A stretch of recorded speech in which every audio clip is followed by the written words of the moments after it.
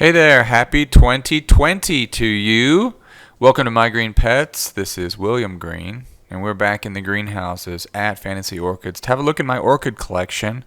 Got about 40 plants more or less here in the greenhouse. I also have some plants at home that we'll show you later. So let's get started. I'm going to show you the Bulbophyllums first. Now, this is my biggest Bulbophyllum. This is Hal. And Hal is the Bulbophyllum echinolabium. You can see he's got enormous leaves. And you can also see a spike coming up there. And the spike, he put out 17 flowers before this spike has finally done. And I can tell it's changing color. It's done. The next Bulbophyllum I want to look at is this one. This is Lovely Elizabeth. And Lovely Elizabeth is putting out tons of growth. But she hasn't bloomed in a couple of years, actually. So I am not sure what this plant needs to bloom, but I'm hoping that it will decide to bloom at some point. Now, this is a little smaller one. This is a Bulbophyllum Cattleya, and it's got two little spikes pushing up, and you can just see the little buds starting to form on the tips of those. This is a Bulbophyllum Wendlandianum, and it's putting out 4 new growths right now. Now, these are cool because they bloom right as the right as the pseudobulb is developing and opening up, which is kind of unusual for bulbos. This is a labii, and it has just put out this pristine leaf, and then for some reason the leaf has got these little purple spots on it. I have no idea why. The other new leaf next to it there, that smaller one, does not have any little spots on it, so I'm not quite sure where those came from or what they indicate, but it's kind of discouraging to see that kind of spotting. I don't know if that could be a fungus, perhaps. Bulbophyllum medusae is actually about to bloom. It's got several spikes on it, and I'm not sure what they need to push out. So some of them are turning kind of black at the bottom, and I'm not sure if that means that they are not going to bloom. They're just going to kind of shrivel up. I've already had 2 actually to turn black, and I'll show you one of those. It's almost as if it gets a little bit of an infection in there, and it kind of gets into the spike, and it just kind of shuts down. So again, I'm not quite sure what causes that, but I'm hopefully we'll get some blooms out of that. All right, let's look at this Catasetinae. This is actually a Fred Clarkara, and it has got a nice little nubbin of a spike pushing out. Now, the Orchid Geek on his Instagram page has posted a couple of incredible examples of this particular plant. I don't know if maybe it was a Sunset Valley Instagram page, but I'm really expecting something interesting coming out of that. This is an old Mormodia Jumbo World. Well, I've had this for about 5 years. I've had it for quite a while now, and it seems to be putting out lots of buds this year. I've counted about 28, 29, something like that, and I'm really looking forward. It didn't bloom at all last year, so it's been a while since we've seen its flowers, but they're really nice. Now, looking at my Paphs, these are Paphiopedilum orchids, and they've got those lovely speckled leaves. And this one, this Paph Appletonianum, bloomed last January, and it's right on track to bloom again. It really surprised me because the newest growth only has a couple of leaves on it, but it's pushing out a new spike, and it looks like that spike has actually got 2 buds on it this year. So that's cool. I think it's cool how the spike has got a leaf on the end of it, but yeah, I'm looking forward to that blooming as well. Another plant with beautiful speckly leaves. This is Phalaenopsis schilleriana, and the spike has been growing since September. It's finally starting to really extend out. It's got several branches, I think at least 5, maybe more branches on this thing. And last year it had about 22 flowers, something like that. But I think we're going to pass that. We're going to surpass that this year. I'm not going to stake it. I'm going to let the inflorescence arch over, and hopefully it's going to look really nice when it blooms. Just a quick look at the little Cattleya seedlings. I've got several Cattleya rex seedlings.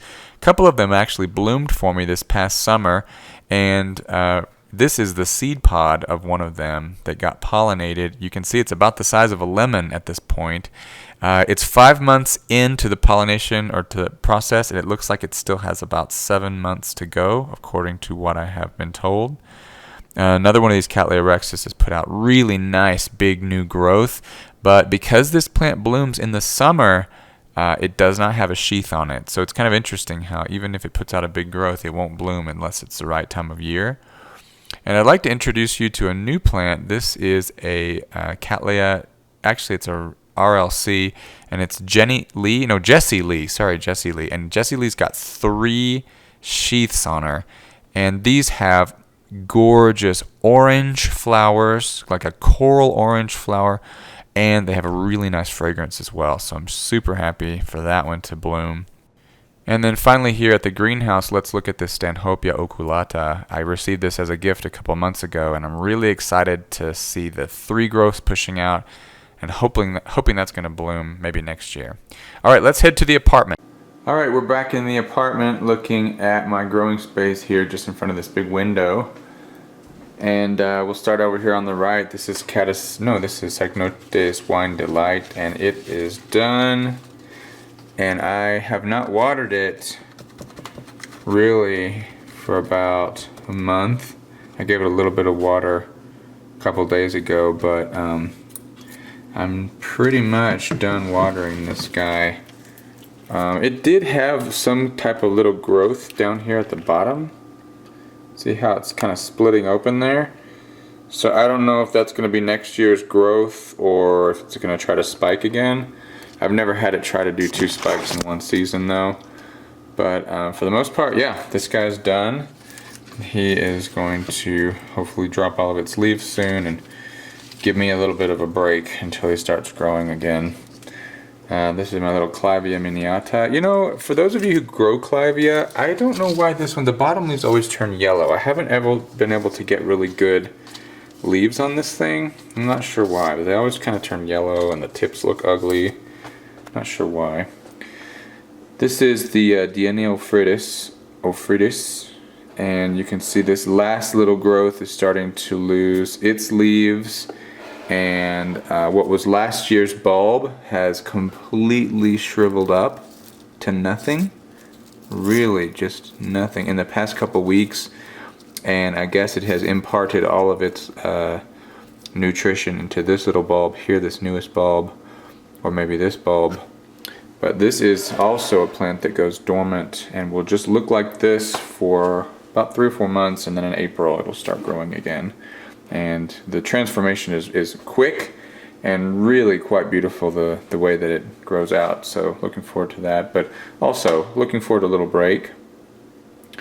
This is my Paphiopedilum, and I've actually brought it home because I don't think it liked the amount of water and fertilizer that was getting in those leaf crevices and just sitting for days. A lot of the plants in the greenhouse, they can take that no problem. The leaves don't catch the water, but these kind of do. So I'm gonna leave it here at home. I've got 2 other Paphs here. This is my Michael Kopowitz, and then this is my Paph prime child here. And they seem to be growing better here at home than they were in the greenhouse. So I wish that I could give them the light and the nice temperatures and humidity that they get in the greenhouse, but that water coming from above constantly, and not only that, the water it had fertilizer in it, so it would kind of allow things to fester. So I think they're gonna live here. This is the Phalaenopsis that a coworker gave me, and I just can't get over all the roots that have poured out of this thing. I did use Kelp Max on it once, and I don't know if that was the cause, but man, shortly after, this thing just started to pour out roots. It's got a new leaf on it as well, but I don't see any spikes, which is kind of annoying because it's such a big plant. You'd think that it would spike, right? But that's okay. And then finally, see if I can move this guy out of the way. I have got another new plant. This is the first dendrobium that I've ever had. It's a nobile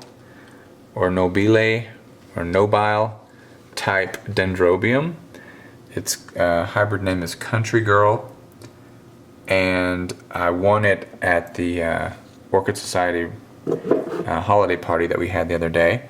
And it does have buds on it. Try to find, oh yeah, here's some. See the little nubbins there?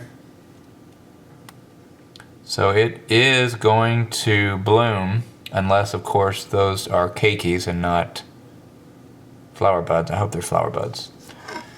So that's exciting. These are really cool. You have to give them like a month of cool temperatures, like 10 degrees or 13 degrees Celsius, and no water for a month in order to kind of spur them into blooming. So I don't know how this plant was treated before I got it, but we will see. We will certainly see what it does. But I'm excited because I secretly have loved these nobile, or no, I don't know how to say it, nobile type dendrobiums for years, because when they are grown right and they are absolutely full of blooms, like 50 blooms per cane, and they've got this intoxicating fragrance. It has a depth to it that no other orchid fragrance has, and they're just amazing. But I just never really had one. So, you know, when this one was handed to me, I said, yes, thank you very much, I will try that. So that's it. Let's go back to the greenhouse and finish up today's episode. Okay, we're back in the greenhouse. We're just going to look at some other growers' plants. Right now, this is a Paphiopedilum fairrieanum. And I don't know a whole lot about these, except they are exceptionally beautiful with the way that the petals have these ridges and little ruffles, and they're kind of turned up on the side. I've heard that they're really challenging to grow, but I don't know a whole lot more than that. But I certainly do admire these little guys. And right across the way from that one, this is another grower's collection. This is a beautiful, beautiful Paphiopedilum, and it's really big, and the substance, it's a very firm flower. It's not floppy at all. Really like this one. Another one of my favorites, the Zygopedilum. This is Blue Blazes, and unfortunately my camera just can't really capture the color of that lip. I know it kind of has like a pinkish purple look, at least it does on my screen, but it is a vibrant, electric, bluish purple color. And then also look at this. This is a classic Cattleya. It was awarded, I believe, in the 90s. This is Cattleya persivaliana Summit FCC AOS, and it's actually kind of going out of bloom. You can see a lot of the flowers have got spots on them now from getting water on them, but they've been in bloom for several, well, probably 2 or 3 weeks at least. The funny thing about this Cattleya, beautiful as it is, the fragrance, it doesn't smell good at all. It kind of stinks. It kind of reminds me of like a dirty locker room or something. It's really funny. But anyway, it's still a beautiful, beautiful plant. And then hanging from the rafters, not only do we have lots of Cattleyas and things, but this one of the growers in the private section here has got a magnificent specimen of Rhynchostylus gigantea. And look at all the flowers. This thing is going to be absolutely gorgeous when it blooms. I hope that the grower doesn't take it home before we're able to see it bloom, because it's really going to be spectacular. All right, guys, that's all for this week. I really appreciate you stopping by to check on My Green Pets. Wishing you a happy, prosperous, and wonderful 2020. I hope that everything's growing well for you. So from here in Louisville, Colorado, wishing you all the best, happy growing, and we'll see you next time right here on My Green Pets.